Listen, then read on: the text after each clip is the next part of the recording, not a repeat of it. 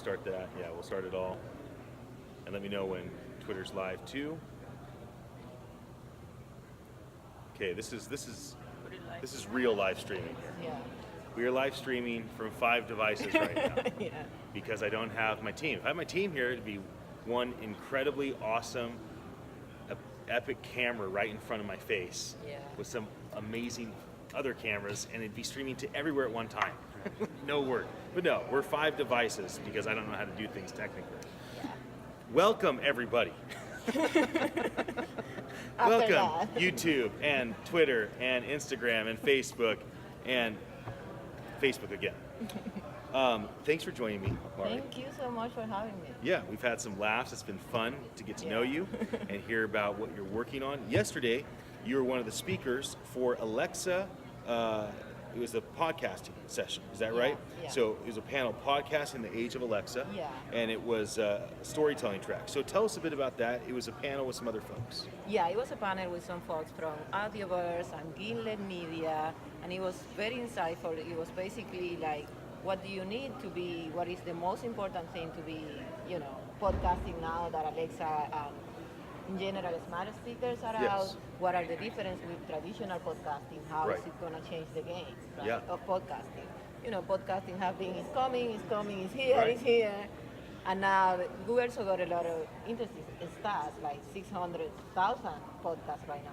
It's amazing. It's amazing, but 70% of them are dead. Nobody listens to it. It's hard to get to the top of the game. It's a hard game. So how smart speakers are going to change that? And the most important factor that I considered was distribution. Yeah. How do you distribute that? How do you make it discovery? Yes. Because you cannot just share a podcast. Right now it's just like a word of mouth, which doesn't scale very well, as we all know. Yes. So we need a new way, and I think that the smart speakers, once a smart assistant, once it gets to a more like true personalization, true personalization space, you can recommend me podcast to listen. Yes. Right. Because he already know me, he already knows me. Right. He knows a lot of stuff about me. What do I buy? What do I read? Who I contact to more frequently. And he knows what those people also listen. And we are on the same group of friends, so you should be able to recommend me podcast themes and episodes that I would like to listen to. Yes. And I think that's going to happen once the smart speaker space gets more personalized. Yeah. So that was part of the panel. Tell me about the other panelists that you were with. What did you learn from them, or do you work with them? Did you already know them? Or are they people that are... Bradley was the moderator, and you're part of kind of his greater podcasting VoiceFirst network. I didn't know Bradley, but not the other folks. We just met there. It was pretty interesting. Audioverse had a platform, very interesting platform for searching podcast pieces, not only the full episode. And I think that's really interesting. Because sometimes I just want to see what it is about. I don't want to listen to your 2 hours if it's not going to be interested. And then you don't have a way to search the audio right now of all the podcasts on all the platforms. So that was, I didn't know that existed. So I was really happy to know about that. And then the guy from Amplify Media, they're doing an interesting stuff. Steven Goldstein, sorry. That's all right.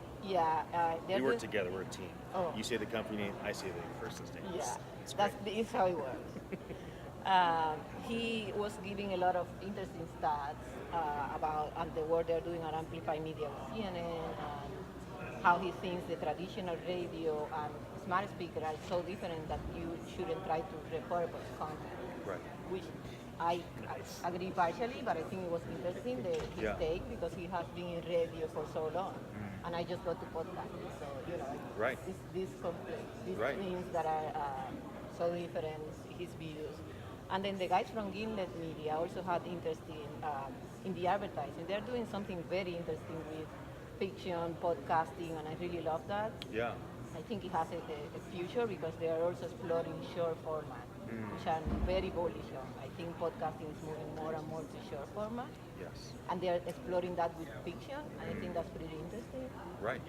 So they were also talking about how the monetization options now are, limited and very hard to figure out. So that was interesting. Yeah. It was a very insightful panel. I learned a lot from all of them. That's good. Yeah. Now you have a daily podcast Yeah. and a flash briefing.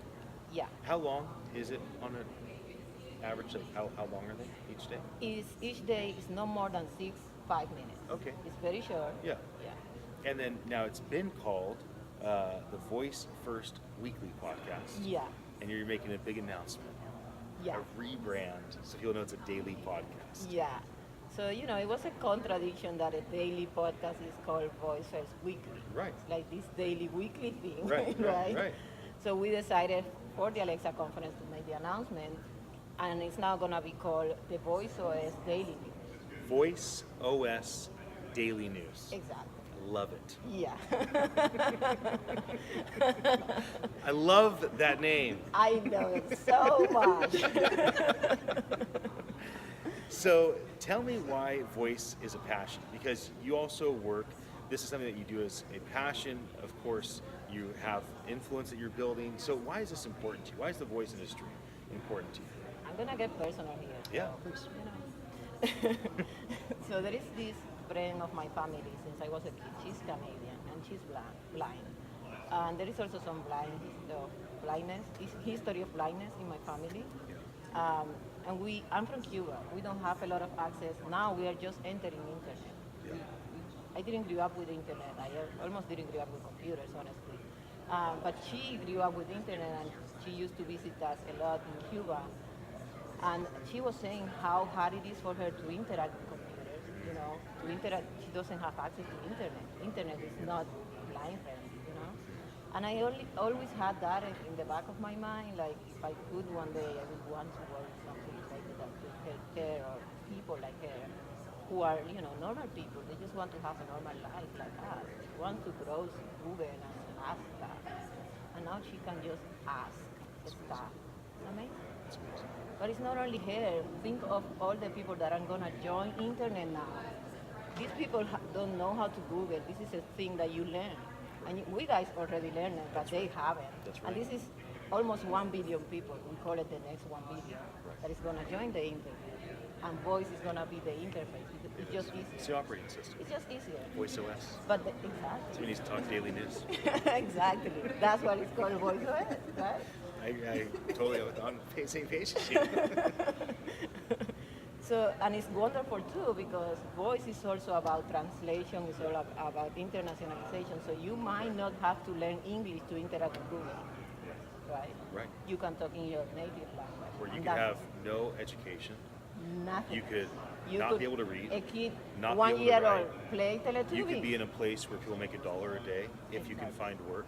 And all of a sudden you can talk to technology, it can talk to you, it's connected to the internet.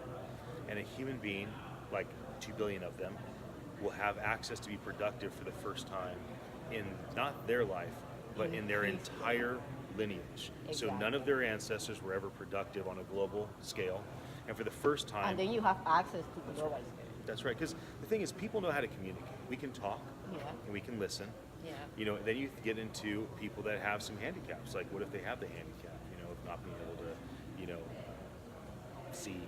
There's just a lot of elements there. Yeah. So, last question is on the future. Tell me about what do you project for Voice 2024, 5 years out? What does it look like, this voice industry? I'm very bullish on internationalization for some reason. I really like languages and stuff, but I think that's the way to truly connect people. Yeah. It's not get everyone to speak English. It's to get the technology for us to speak in different languages Right. and understand each other.